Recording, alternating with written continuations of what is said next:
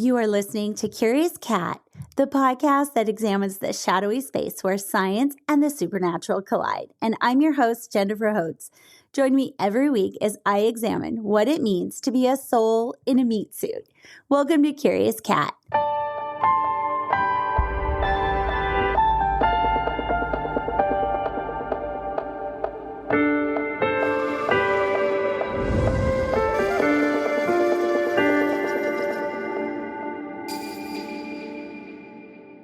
Okay, so today's conversation is my favorite type. We're talking about consciousness that was once thought a woo topic, but I'm watching it in our lifetime as science is catching up. And I'd like to welcome the authors of Consciousness in a Nutshell, a Psychonautical Odyssey, to the show. They are Jay and Lindy Nelson. And they're the authors. They have this amazing background, which I'll share more of at the end of this episode. I kind of want to just dive into it, though. So I just wanted to start off the beginning so everybody knows. You guys sent me the book, the e-version of the book, and I am just dying. I'm enjoying it so much. I wanted to scan through it and I can't make myself fast forward into it. I'm just enjoying every little nugget in there. It's incredible. It's the college textbook for the course that I never got to take at the University of Washington, but I wish I did. You guys would be the red hot chili pepper professors. And I just wanted to know, where did the book come from? It was 5 years, if I'm understanding. And so tell me where the book originated with both of you. Well, probably started with you and then I jumped in. Yeah. So did you get to the Koreatown portion yet? Yes, that is exactly where I was about a day ago. Okay. And then I didn't want to hinder my reading. So I kept going through it. It's like really incredible. I believe that's your near-death experience, Jay, that you talk about. Exactly. So I had a near-death experience that happened in 2013. And back in that time, I was actually into acting and stand-up. And I wasn't living my best life, to put it nicely, and was kind of a lying, cheating tyrant, and just didn't understand the concept of the shadow at all. I kind of did, but I didn't realize how much of my shadow was taking me down. And it was that near-death experience that really opened my eyes to me being wrong about everything. And then it was from then that I was already into psychology. I was already into neuroscience. I was already into just so many other different avenues of science. And I just decided over the course of the next couple of years that I should start pursuing this idea more hardcore and just go full force. So the initial kind of idea happened during that night. And then ever since then, it's been slowly taking over my life until now it's 100% everything I'm focused on. So, and then she and I met in 2015. About a year and a half after that, yeah. And then the first draft came out in 2017, and then we moved away from LA in 2018, and we've been just, hardcore going for it ever since. But pretty much right from the beginning when we met each other, very shortly after, just a couple of months, we started really delving into consciousness together.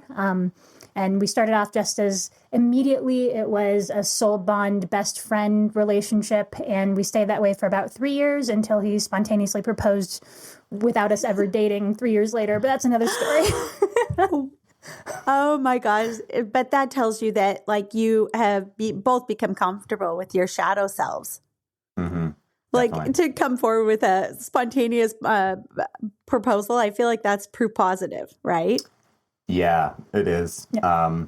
And I was listening to your first episode, and it's all about the shadow and how we should own the shadow. And I feel like that's where I get my power from, is from my mistakes. I think the book is, the main character, the narrator, is wrestling with the philosophy of nihilism, and then, finds this philosophy of existentialism. And, so the whole, he kind of goes back and forth between these two ideals. And I think that's our life in a nutshell, or just the universe in a nutshell. It's like we're always wrestling between it's all worthless, it's all pointless, or is there some sort of unseen order to everything?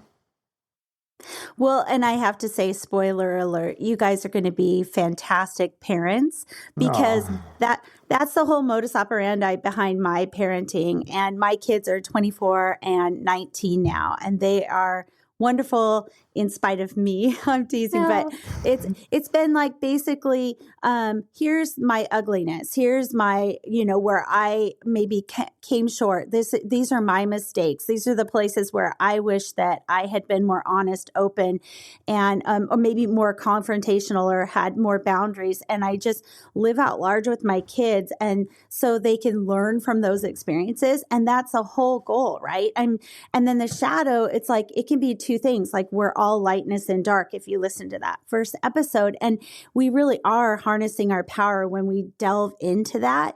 And for me, shadow was this place where some of the secret parts of myself that actually I'm really enjoying kind of exploring now, it reside. And there was this this conscious I don't know, it was the egoic part of me that was just constantly it was like this bad house mother or something that was always telling me you're too much and you're this or you're not enough of that, or you're whatever the things are. And so I like that you are open and honest in the book about all the uglies and where it got you to right now, and it's just where you are at. I feel like there's going to be even more to your book. I think there's going to be a second iteration of it, even in a few years down the road. And I am already going to be on the wait list for that. oh, thanks. Yeah, we've always talked about how it is not the end all. Even though it is in a nutshell, it's the beginning of the conversation, and we want to take it on the road. And the idea is to share it with community and to have conversations like this one. So Exactly.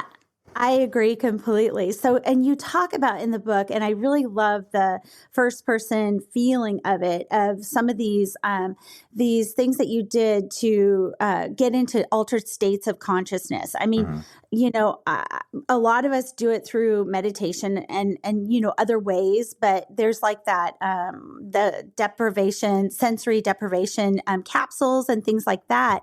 But I don't know. I find that it's a very inviting conversation in the book as well, because you're not saying this is better than that way. Find your way that works. Just break down those walls, that egoic self, put them in the corner and say, hey, you're not in the driver's seat today. You're in the passenger seat. And let's just see what unlocks for us. So I wanted to hear about some of your guys'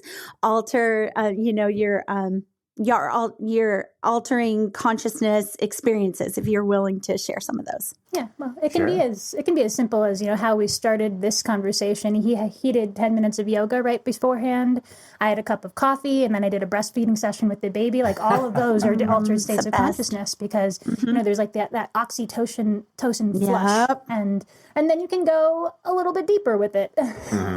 Yeah, so I kind of like the book is kind of structured to, I guess, normalize the conversation around altered states, so that people understand that even smoking a cigarette or not smoking a cigarette for 12 hours is an altered state. Coffee, wine, and so instead of calling these things drugs with a hard G, we should call them what they are, which is medicines.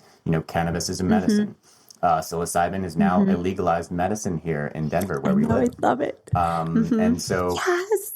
Yeah, exactly. So it's one of the undertones, but sensory deprivation tanks, I love them because, and you can kind of do this at your own house. You can block out all the light in your, turn off every light in your house. Go inside your shower. Even put a towel down like where the door cracks are, because there's always some kind of light. And take a completely dark shower.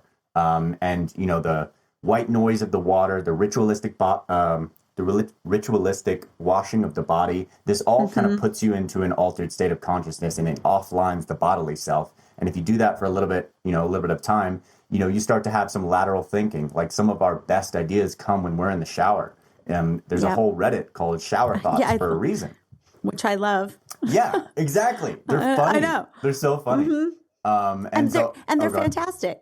Yeah, well, I was just going to say, and they're fantastic because you have those breakthrough moments. You click together. It's like magnets click together in your brain. You're like, oh yeah, that is a coherent thought I could have had yesterday, but it came together in the shower when I had nothing else to worry about.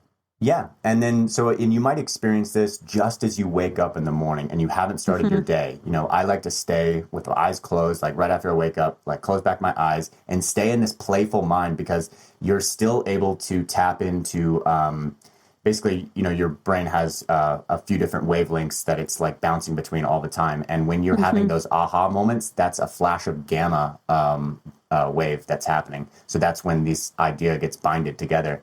But like right now, since we're super, super focused, our brains are primarily in beta.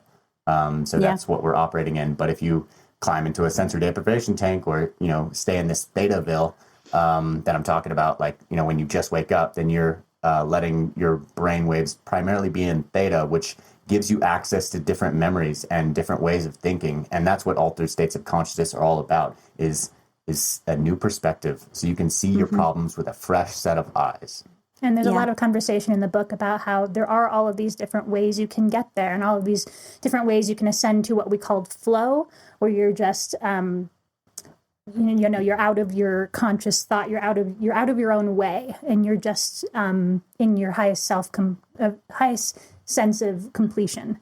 But once you sort of learn the pathway, then that's the important part. It doesn't matter which tool you use. It's the important part is learning the pathway, and then you can usually get there a lot faster, a lot more efficiently. And once you can start branching out and really doing the shadow work, like you were talking about. Well, and it's like a muscle that, and I hate to use a muscle analogy, but I just did. It's out there. It's like a muscle because, for me, this whole experience started with the imminent death of my father, who was my best friend. And it brought me up my consciousness to another level. So sorry. I don't know where, love my dad, but it brought me to another level. And it, like my eldest, I can't wait for you guys to have that experience as parents, is my eldest is in Colorado and I'm in Seattle. And they were like, you've been there for me my whole life, and I want to be there for you when you go say goodbye to Dad. And so they traveled here, and they said, our homework is to watch Midnight Gospel with Duncan Trussell. And there's hopefully you guys have watched this series on Netflix. It's on my list now, though. Yeah. Oh, there is an episode, and I think it's episode number 4, but he, the actual person who, is Duncan Trussell, who's the comedian and the podcast host. So he is actually interviewing his mom, who's in stage 4 breast cancer, and death is imminent for her. And she's talking about, don't be sad, or be sad if you want to be. But she's talking about this evolution of, life, death, rebirth, and how she, now that she's closer than ever to the end of this meat suit journey, she can see it so clearly. It's that altered state of consciousness you guys are talking about. And she's like, there is no egoic mind. It's like, I want to be remembered by you, but I don't want to be, something that triggers mourning. And there's this whole conversation that's so incredible. So my eldest said, this is going to be our homework. We've already watched it, but we're going to watch it again. And so I sat, before they made it from Denver to Seattle, I was sitting on the end of my kitchen counter, which was my safe haven. And I had these Legos that my husband got me, this stack of Legos, because that was my only therapy. I'd have this manipulative and build these frickin' Harry Potter models. And I'd watch Duncan Trussell. I'd be like meditating. My mind would just slow down and kind of process all of the conversations that we'd been having with my dad in the hospital. He was blind. He was not able to have an advocate in the hospital because it was time of COVID.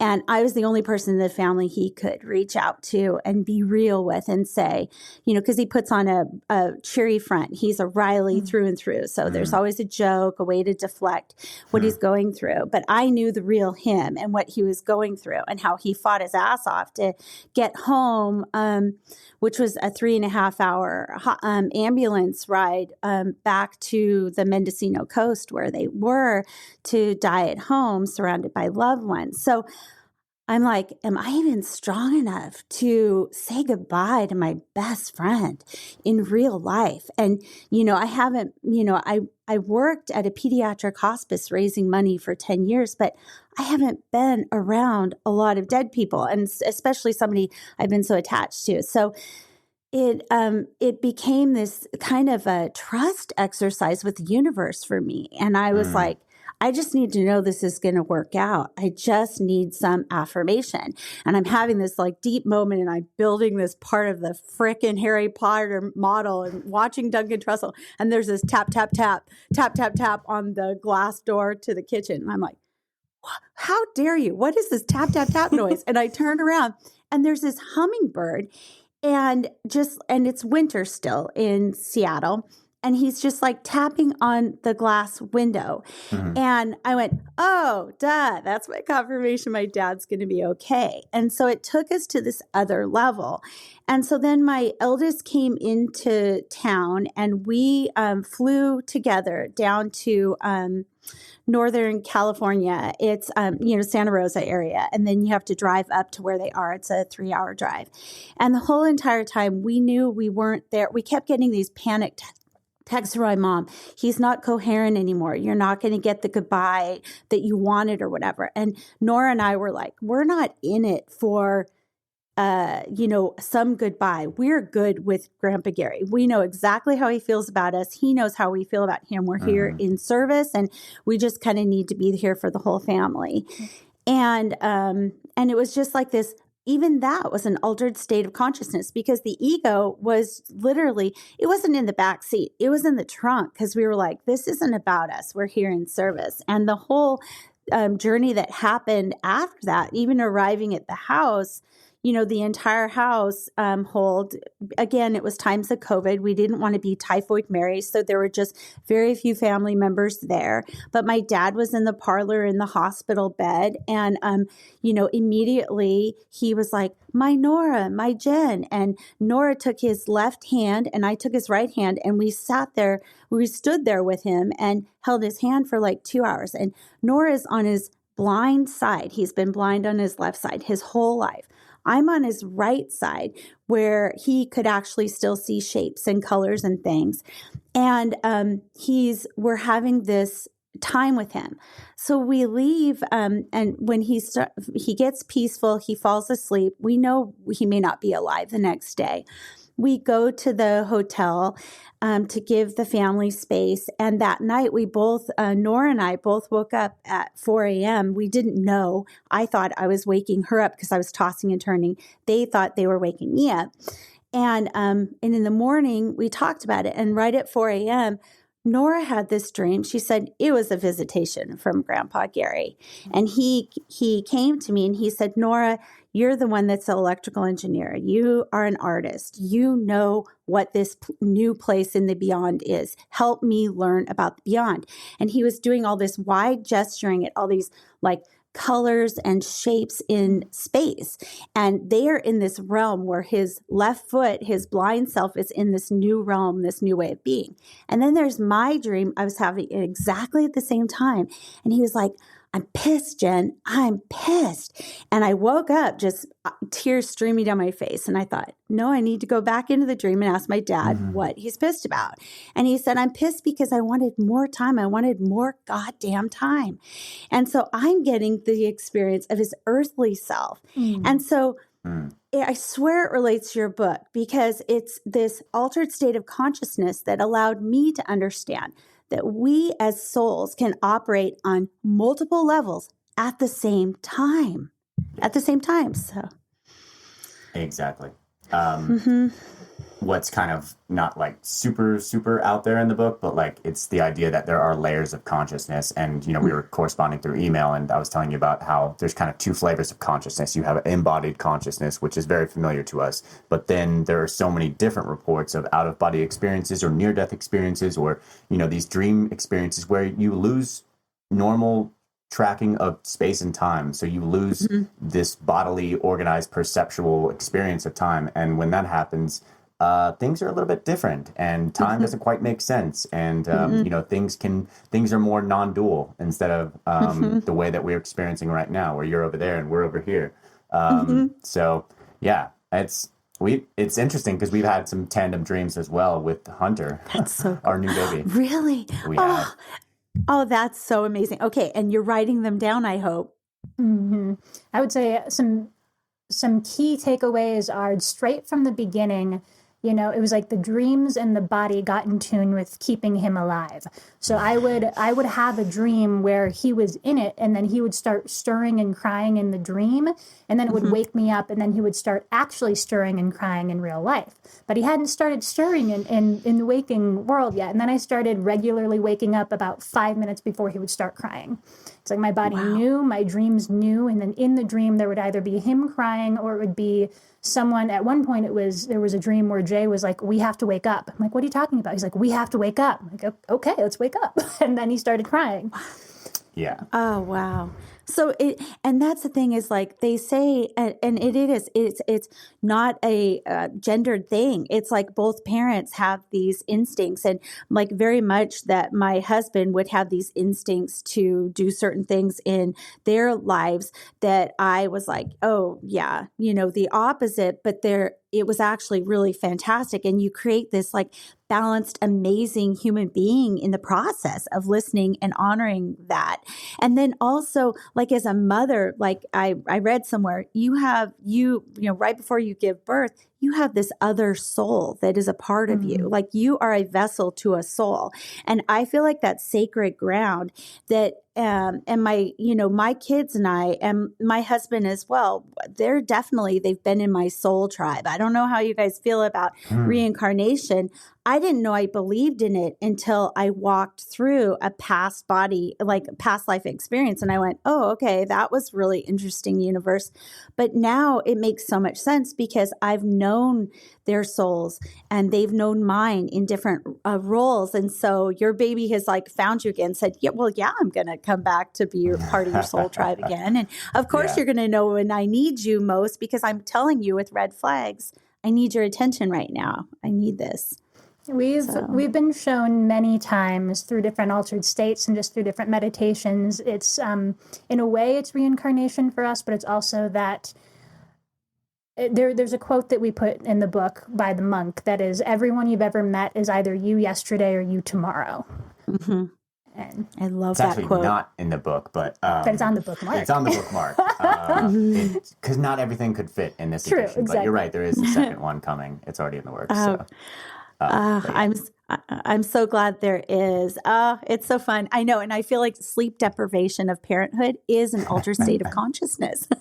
It is. Yeah. Well, so another conversation in the book is about, and just one that we have all the time, is how, you were talking about, well, in essence, so when my body is waking me up 5 minutes before the baby starts crying, your body and your unconscious mind know things before they surface to the conscious mind. And there are different studies on this. One of our favorite ones to quote is the Iowa gambling task, which you could delve a little bit more into that. But basically, it's a scientific study that shows that your body actually can sense things before it surfaces to the conscious realm. Yeah. Did you happen to watch this video I put out called The Universal Reason Why People Get Depressed? No, but I feel like I want to do that next. Is it on YouTube? It is. It's a very powerful video explaining exactly what and where depression is. And I cannot wait to get this idea to gain more resonance, because a lot of people are of the belief that, they just have a bad brain, or depression is some sort of chemical imbalance, when that's actually unscientific. And yes, first off, like, there's no way to quantify how much serotonin or dopamine you have in your brain. That's not a test you have.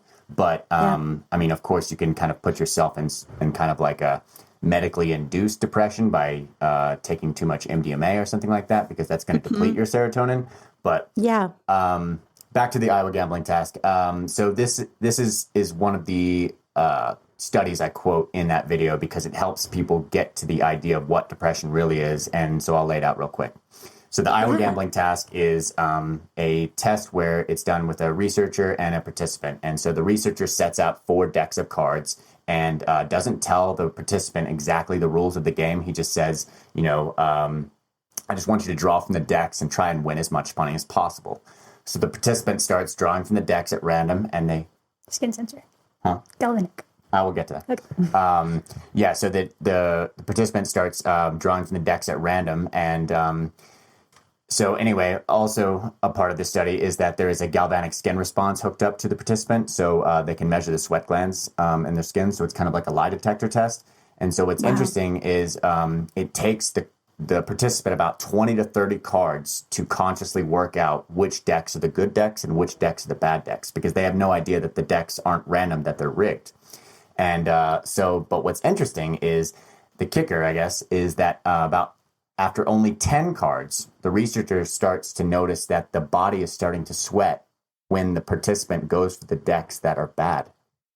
Wow. After 10 cards. And then 10 or 20 cards later, the conscious self works out, deck A is the good deck, or deck B is the bad deck. So what this tells us... That's amazing. No, I was just going to say that's amazing. Yeah. So this it. tells us that our physiology always plays a part in our decision making, even when we think it's all top down logic, like, which decks are the good decks. And you think, I come up with this, but actually your body's helping you. And it knew before you knew. And so the idea about depression is that your body is telling you in the only way that it knows how, which is feelings, something is wrong. You're choosing from the wrong deck. You're making a decision in your life that's going against your best interests. So we have an instinct for meaning and an instinct for evolution. And when you're going against the bodily self's wishes and wants and desires, and the top, the executive self or egoic self is driving you towards some negative behavior some negative behavior pattern, then that's when depression will start to manifest, because the body's like, what are you doing? I'm not going to reward you with feel-good neurochemicals because you're not acting from your highest self. You're acting from something else.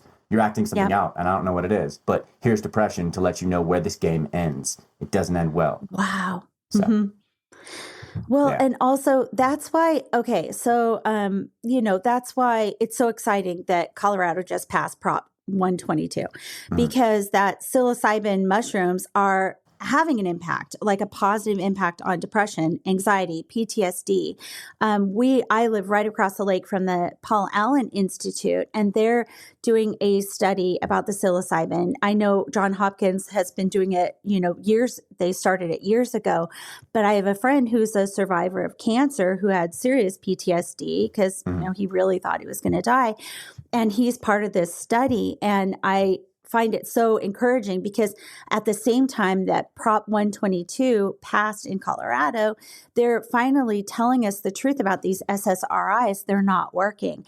And I know firsthand that when you think that that's your last life preserver and it doesn't work, and not only that, it doesn't work, it makes you more suicidal, then you don't want to tell anybody because you think that's your last life preserver, so you're clinging to it. So your executive function is going, this is the only thing I think that could work, that society told me can work. And then when you're talking about the depression itself, as you know, is cyclical. So it's like you stop taking care of yourself. You stop eating well. You stop getting out in nature. You stop, doing all the things that your brain and your body need to be healthy.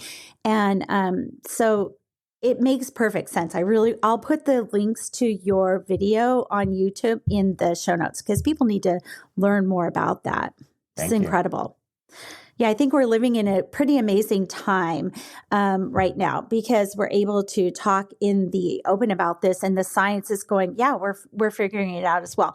Did you guys watch the PBS documentary? I think it's called Aware, and then it has like a subtitle, but it's like, let me just look it up really quick. Sure.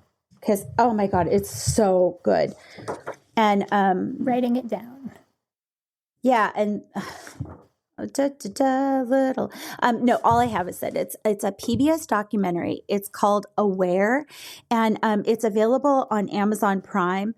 It is available through your local PBS channel, but It's crazy incredible because they talk to multiple people from multiple points of view. A Tibetan monk who actually was a PhD scientist, and he was looking at neurochemical imbalances and things like that. But then that led him down this spiritual track that led him to becoming a monk. And then there's a woman that is she's works for the University of Australia, Mrs. Gagliano, and I think is what her name is. And I don't think it's doctor yet, but she's on her way. So she was two things. She was doing this, her original PhD work was about fish. And she would go into the ocean and she would feed these fish, and she was trying to teach them certain things. And then so she's been doing this for months in her research. They've come to know her. They know at what time she'll be there. They know they're about to get the morsels from her. And then the one day that she went to go collect them, because it's science, they're going to study their brains. And, so she's going to collect them. She hasn't even set foot in the water yet, and there's not a fish around. So something in the consciousness that she sent out to the fish told them, stay away from her. Today, she's dangerous. And she thought, oh my God, my whole academic career just imploded, right? And then she started discovering plants, and she started getting interested in plants, and do plants have a consciousness? And she's been doing this impeccable research about these peas, like sweet pea plants, and she's been using the Pavlovian study on these peas. So you think of the dog, and the dog got had heard the bell ring and then got the treat. And then 1 out of 20 times they, if they rang the bell, they would salivate. And they didn't even have to offer the treat. So she started doing this with peas, and the plants, instead of the bell, it was a fan. So she would blow a fan on them. And instead of a treat, it was light, because for plants, it's a treat. And so it became where she could just turn on the fan and they would bend the way that the light was, even though the light wasn't even shining on them. So she was proving that they are conscious, and she keeps going deeper and deeper, and people attack her research, even though it's impeccable, because it's so disturbing to them to think about plants having the same consciousness as we do when they don't have a brain. So anyway, you guys That's will amazing. love. I wonder if it's the same scientist. I might have heard a lecture from her, or a panel discussion, technically. But she was talking about how 80% of the world doesn't have brains, because 80% of the Earth's biomass doesn't have brains, because it's plants. And so, the idea I'm kind of toying with now is that we have this localized consciousness that feels like it's happening all between our ears up here, but then you have so much of Earth's life which has a more distributed consciousness and awareness, which exists in some sort of plant form. And so it's a different type of awareness, but it's still awareness. So if people ask, are animals conscious? Are trees conscious? My answer is yes. It's all about awareness. It's not about intelligence. Wow. And we don't know about their intelligence. And she's apparently finding out a lot of things about their intelligence. So that's awesome. It's pretty incredible. And there's other examples in it. They do go into the Johns Hopkins study about the psilocybin and the experiences. And you mentioned that in your book about people say it's the top 5 most profound experience in their life. So I feel like this was just hardwired, meant for you. But what you were saying about this consciousness, to me, it's become this obsessive rabbit hole I've been going down, which is there a collective consciousness that's like a cloud consciousness? And does that explain how we can have remote viewing, we can have psychic experiences, we can have past life, realizations, things like that, future tense realizations. It's become kind of my obsession, because it makes sense as a society, or as an organism, not as a carbon-based organism, that we want to survive, to be our best self. And so why would we say, okay, that carbon matter did something really dumb, and so shouldn't that information go up to the cloud so we can all learn from it, or does it just, end right there? So it kind of goes along with what you're saying and what she's kind of learning with plants. It's just really incredible to me. Yeah, I think you'll really enjoy where the book ends up. It does give you a very satisfying theory of consciousness that hits all five domains of explanation: physical, mental, environmental, cosmological, and metaphysical. So I think the last two portions of the book are the most exciting for me, but you have to set up the vocabulary. And that's why I love it. It's like a textbook in that you're not, shortcutting the whole thing. And full disclosure, I'm on page 300. So I'm getting right there. I cannot wait. Awesome. I'm so excited for you. I'm so excited for me too. I feel like I'm just going to have to email you guys as I'm, oh my God, blowing my mind. Call. Yeah, I will.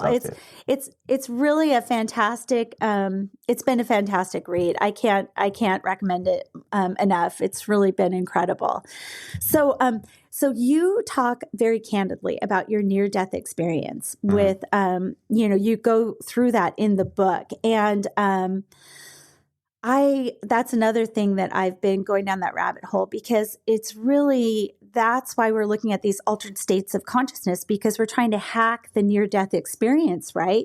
So that we can have that perspective on our lives and what we're doing moving forward. So it feels like it's the wrong thing to ask, but for both of you, what are things that when you've had those altered states of consciousness, what were those big aha moments for you that were just life-changing? You can't ignore them. They're right there, and you can't operate the way that you did before. I would say it's interesting because you have them in the very beginning, but since straight from the beginning of our relationship, we started playing with the psyche and seeing what it could show you. And then every time since, it's just been kind of a reminder. It's been less of an, aha, you didn't know this, and more of a, hey, you forgot this. I'm going to remind you. Oh, yeah.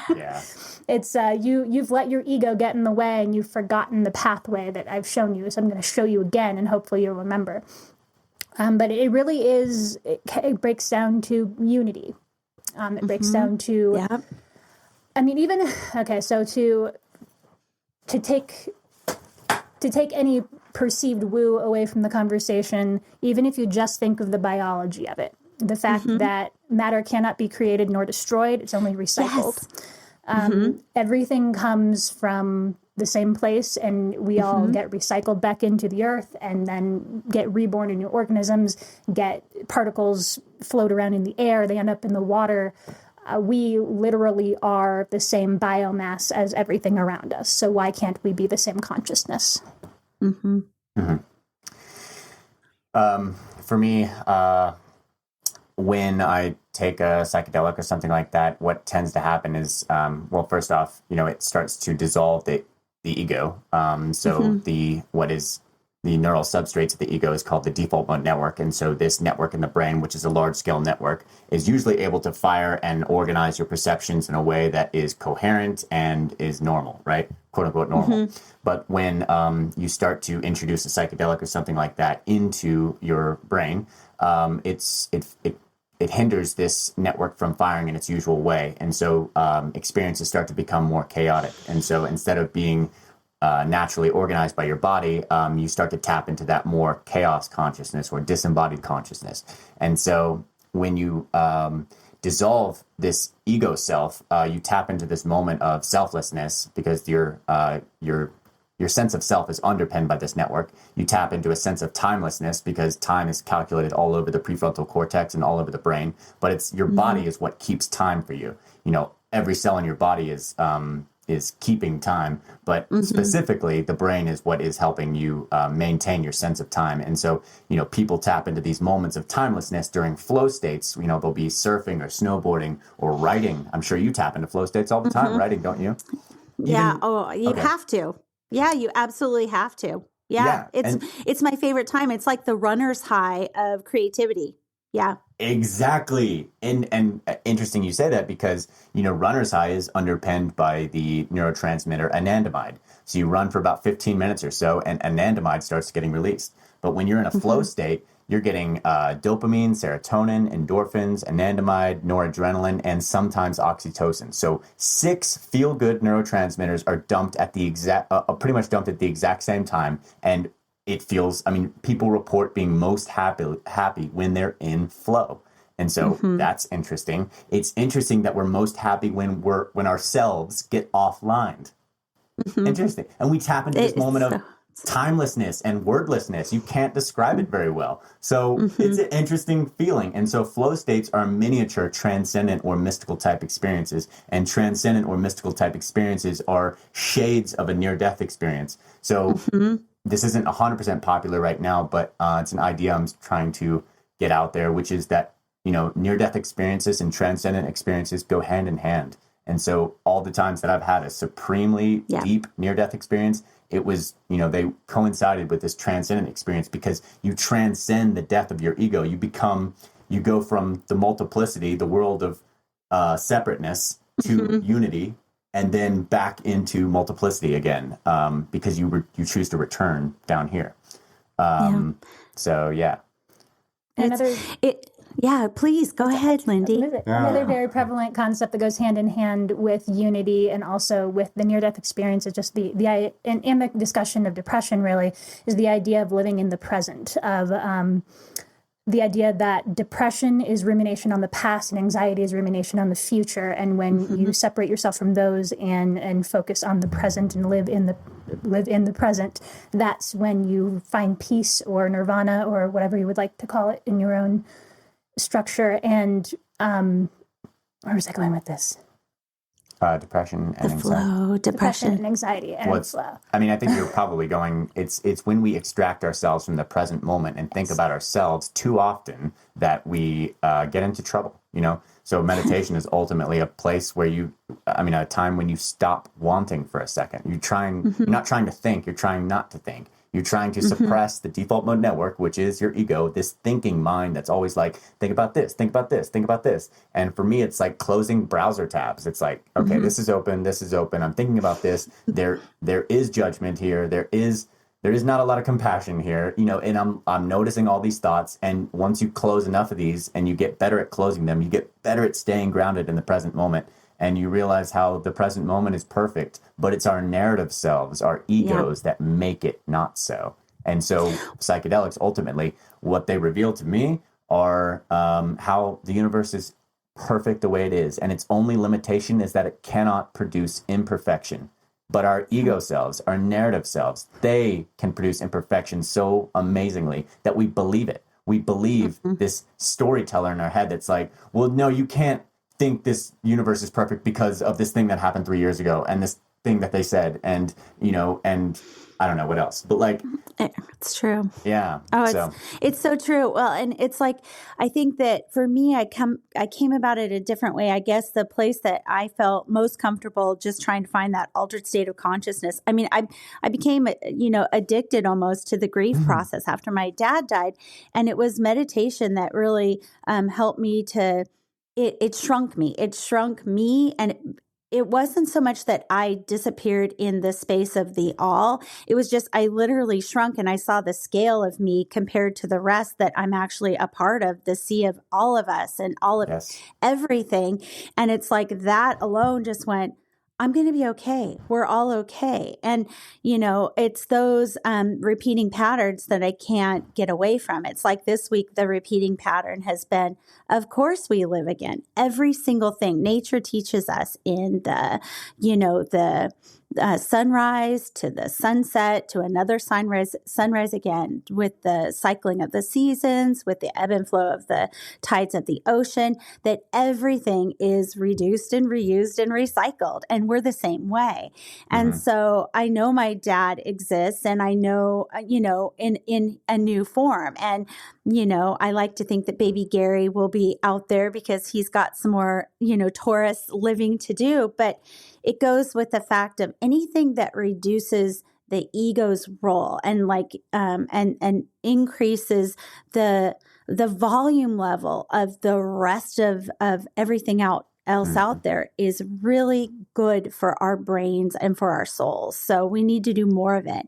And I hope people really do dive into your book and find ways to be comfortable about, just expanding what their little rule book is, and just, if they're not going to burn it up, just like expand it a little bit and then take another little baby step out of their comfort zone, because it's these like we talked about it at the very beginning. It's these dualistic ways of looking at things. There's good and bad. There's dark and light, and all that crap. It impedes our growth, and it impedes us from remembering who we actually are, which is all of us, right?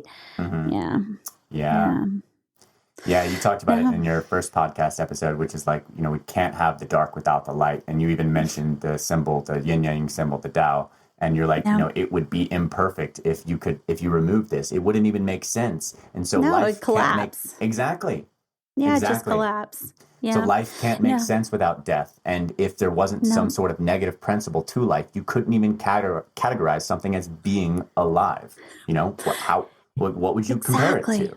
So I think it was Joseph Campbell that was talked about the Garden of Eden. And I know that triggers a lot of people because you have that whole Christian overlay. But he looked at it with these fresh eyes that I found like really, I loved it. It was very rejuvenating for that narrative. And he was like, we were bored. We were so effing bored. We were in the Garden of Eden. Everything was in balance. Everything was perfect. Everything was provided for. And then God said, oh, there's this tree. Don't eat from it. But really what he was introducing is he was saying, there's an apple. I'm giving you free will. This is a gift I'm giving you right now to get out of your boredom. And you can experience yourself over and over in these iterations by just grabbing the apple. And, of course, we know that the power structures had to vilify the snake and they had to vilify the female deity with that whole narrative. And I love calling BS on that as well. But it was the idea that we were bored. And if everything was perfect and in balance, and probably if we were all darkness and light all the time, we'd be like, oh, I'm so bored being myself. And so we create these little dramas in our lives almost and our ways of being. So anyway, I don't know where I was going with that. We are 100% on board with that. We tell each other stories because the place of infinity, though it is beautiful, we were given physical bodies to be agents of experience, to live out those stories. Yeah. So, because basically, how do I say this? Okay, so you were just saying what Joseph Campbell's interpretation of, we were in this Garden of Eden, so a place of eternity and infinity. And then we decided to have a lesson in impermanence by having an embodied self, an embodied existence. A body is a lesson in impermanence. And so, if you were the most permanent absolute thing, the thing you would want is a limitation. You would want to come down here and experience he talks about how like we're not here to have a meaning of life. We're here to have the experience of being alive. And I would totally agree with that. We're here to experience what life would be like with temporality, because what we really are is something that is eternal. And so, to close it real quick, so like you can view consciousness as happening as something that only happens from your neck up, which is wrong. And so that's where the first part of the book is like, all right, well, let's take it from that idea. Let's take it from the perspective that consciousness only exists from the neck up, and let's see where that bottoms out. And then you can start to entertain some other interesting ideas. And so when you start to entertain other interesting ideas, you realize that consciousness isn't something that is localized to right between your ears. It's something that just is. Energy is consciousness. Life is consciousness. We are agents of consciousness, and we came here to have an experience. That's so beautifully said. Well, promise me you guys will come back to Curious Cat. Yes, I'd love to. Okay. We'd love to. I'm so glad, because this whole conversation reminds me of this high magician, Damien Eccles, and he talks about this pursuit of the solar body. And basically, a lot of high magicians are in pursuit of remembering who they are and actually I think of it as a memory stick. I think of our soul. This is me speaking. I think of our soul as a memory stick, and I don't want to lose track of it for the next iteration of me. I want to remember quicker. It's like, I okay with having a soul contract. Okay, I'm going to have these challenges. I'm going to have these things, but I'd like to have a little bit more of a, plug in with that memory stick quicker. And that's what the solar body is. And a lot of high magicians are in pursuit of that, but it very much embodies all that your book actually talks about, how the consciousness isn't the neck up. It's all of everything around us and us. And it's all vibrating at an energy that is undeniable. And we just have to remember ourselves and our part in all of it. So I am very curious about that because I haven't yet heard of the concept of the solar body, but the memory stick is something that has been like, if only I could not start at, the first square in the next. Right. And in some ways I see at the best way we can achieve that currently is with the next generation. So it's like we have this baby now who's going to start learning the knowledge that we have that we didn't learn until our late 20s, early 30s. Yeah. He's going to start a lot younger and maybe he can take it further.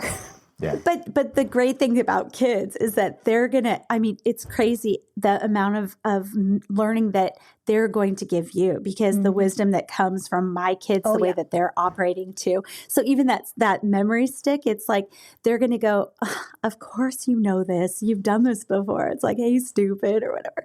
Not for a long time. I'm sure your child will never call you stupid. Oh. Well, please tell our listeners where they can find the book, where they can reach out to you and continue this beautiful conversation with you. Okay, well, all of our things are easy to find on the website, www.consciousnessinanutshell.com. All of our socials are also at Consciousness in a Nutshell, all one word. We're on a lot of different online retailers, and if you're in the Colorado area, we're currently at Tattered Cover Bookstore and Boulder Bookstore. Mm-hmm. Yeah. Oh, wonderful. Well, thank you so much for being a part of Curious Cat, and I can't wait to have you back to talk some more. Thank you for having us. We really appreciate the conversation. Thank you for listening to Curious Cat. Huge gratitude for my art director and audio engineer. If you're in need of those services, please find their links in the show notes. Be sure to subscribe so you never miss an episode. Until next time, stay curious. I love you.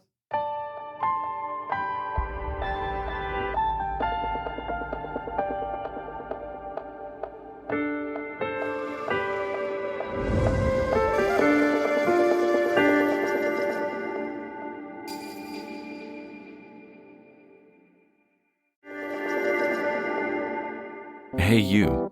Yes, you. Are you looking for a new podcast that appeals to your scientific curiosity, but is also a little bit spooky? Show me how I died in a past life. Well, look no further, because this cat is where it's at. He had concerns about the ethics surrounding AI, feeling they had achieved consciousness. Curious Cat Podcast examines the shadowy space where science and the supernatural collide. Listen every week with your host, Jennifer Holtz, as she and her guests explore what it means to be a soul in a meat suit. We were healing karma together. They were all kind of predestined to resolve something. Listen on all your favorite streaming apps and continue the conversation on Twitter at CuriousCatPodCA, or find Jennifer and all her links at Jennifer L. Holtz, spelled HOTES.com.